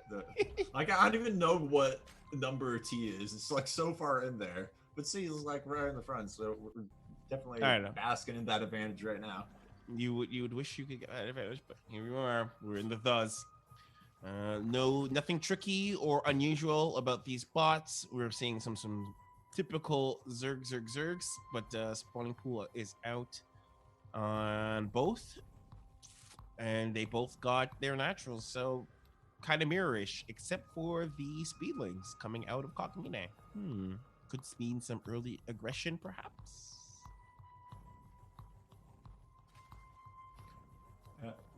I'm thinking there would probably be a little early aggression. What the heck is that Roach Warren placement? Well, that was poorly placed, but here we are.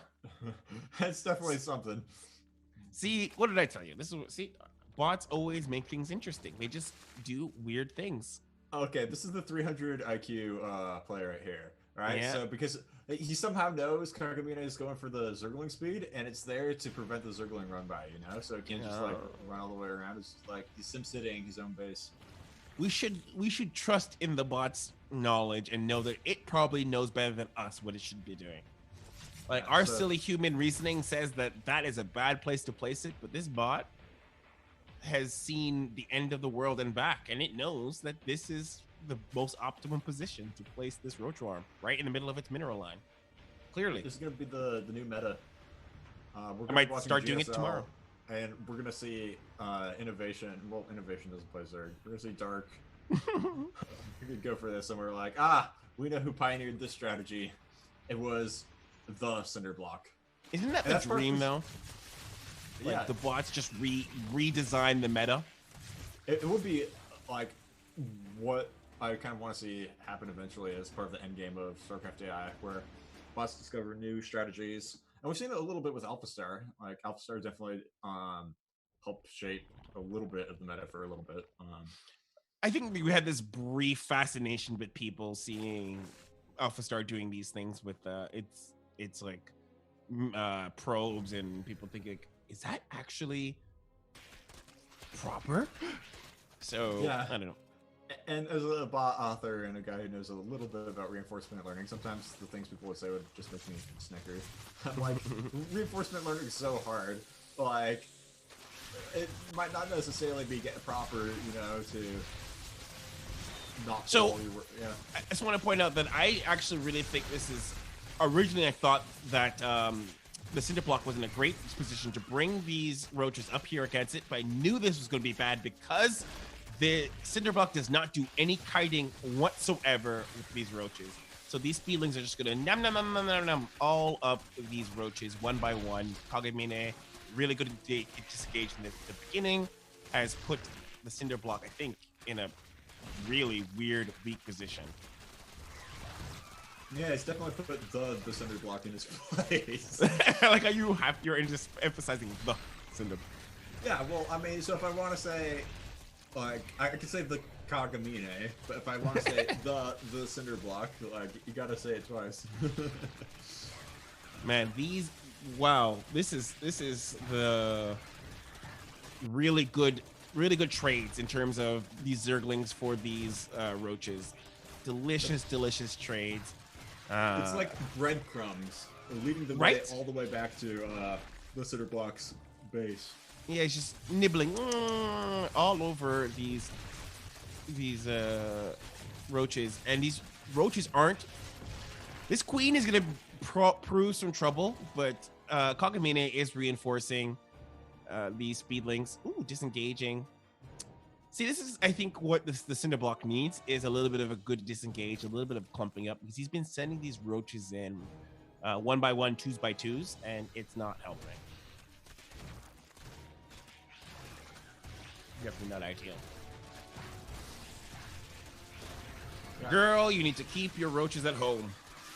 Yeah, and just like stockpiling, his advantage is in army because he chose not to expand in a sense, but spend the money on army. And he's lost so many army units that it's not much of an advantage anymore. It's interesting because he's still pushing forward and he is getting, he's making a little ground, but I don't know. I don't think he's got, like, he doesn't have any kiting. He has no kite mechanism in him, so I think this is all futile in the long run because Kagemine knows when to disengage, is pulling surround. We've seen in previous seasons, Kagemine, ESChamp has told us that Kagemine has the ability to find the center mass for each unit and do some proper surrounding. So this is easy peasy, I think. Easy Bugattis for Kagemine. Yeah, it's looking pretty brutal right now. Yeah, and now Kagemine has roaches. Yeah, Cinder Block is down both in workers and army supply now. And morale, if bots could have morale. And morale. Yeah, he's won the moral victory here. That's for sure. What are your thoughts on doing the all-in without roach speed? Do you think there's? Well, I mean, I guess you might not have any advantage at all, but I don't. I actually. Players, I definitely don't. Like, I don't know. A good all-in can prove to be really effective with like good timing, but yeah, for sure. Like, are we talking about like humans, or are we talking about these bots? Because it's like either. Like from a bot perspective, I think I like it because a good all-in I think is more effective than like humans, because humans will react differently. Like when we come to the bots, a good all-in, especially with roaches, can be very decimating. Except in this case where we see Kagemine having like speedless, but most cases I would favor the all-in, to be honest.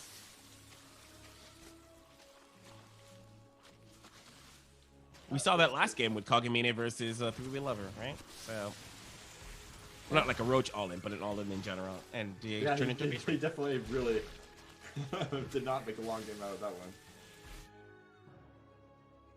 This is a interesting situation to be in because these Ravagers kind of naked by themselves.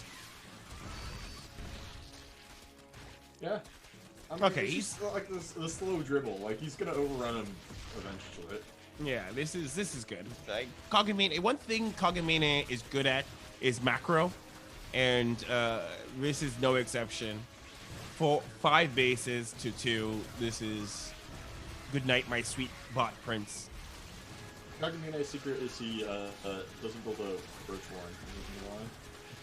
I'm hoping that we can one day get some transformation animation for Kagamine to really animate it up. I'd like to have the Sailor Moon transformation point when he really turns up the heat and it's just like Moon Prism.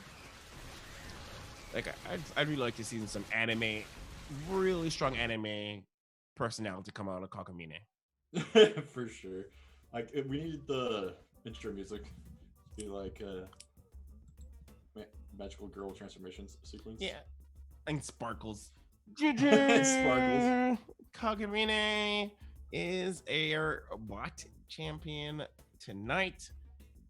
Good games. Kagamine takes down the Cinder Block fairly decisively. Like, fairly decisively. That was a easy.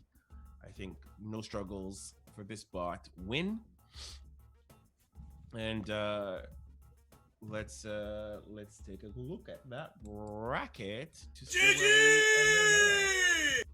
GG! All right, we gotta bracket up.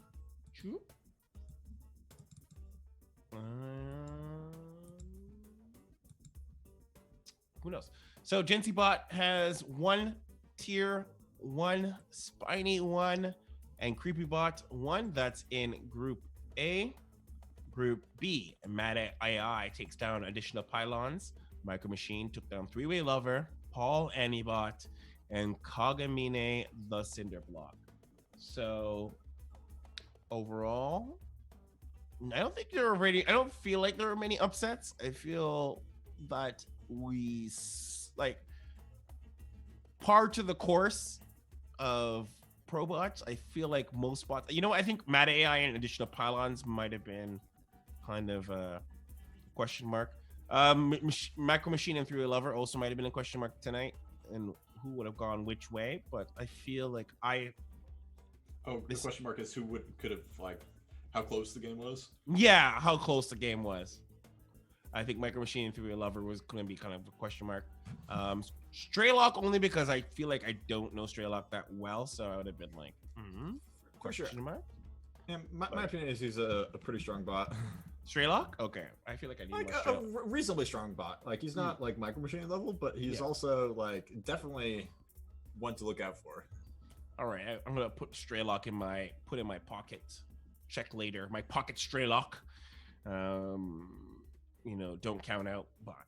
We'll see. I'm telling you, bot gambling coming out. Look for it. ProBots 2024. It's a secret. The secret project. Shh. We're going to Vegas, Doc. You can't spoil it too soon. We're going to Vegas. We're gonna bet on some bots. All right, so let's start to wrap out this night, everybody. The Doctor, where can people start to find you? Or not start, where can they find you? They can find me on the StarCraft II AI community Discord. I'm there a lot, and if you have questions about bot making, good place to ask them at me, ask the community. Plenty of different channels to start making your bot. There's a Python one. It's probably the place to start because A, it's most popular, and B, it's fairly straightforward language to work with. So cool. So you can find me pretty much anywhere their ESChamps are running around. You could ESChamp on it. Like I'm the guy who posts a lot of the ESChamp related things. So if you need to see something that is related to me, that's probably ESChamp. So on the Twitters, actually never on Facebook anymore, but Twitters, Instagram, ESChamp GG.